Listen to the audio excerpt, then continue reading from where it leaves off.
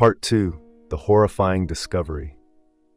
What the Ramirez family captured on their doorbell cam wasn't just unsettling, it was the beginning of their nightmare. The shadowy figure from the doorbell footage looked like something pulled straight from a nightmare. But the more they watched, the more they realized they weren't being pranked. They were being watched. The next morning, Mr. Ramirez reviewed the footage in detail.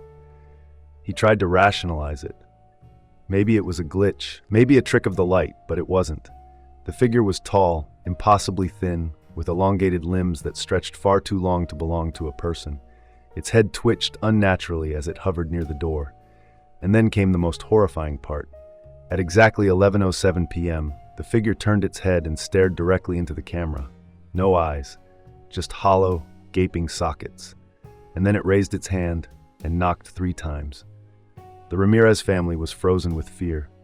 They contacted the local police, but without a clear explanation, they were told it was probably a trespasser. "We'll send someone to patrol the area," the officer said. But even the officer's tone was dismissive. That night, the knocking returned, and so did the figure.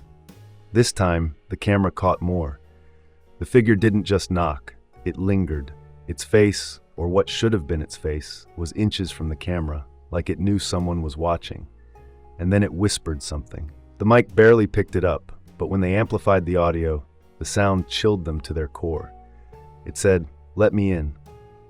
The Ramirez family decided they couldn't wait for answers. They needed help.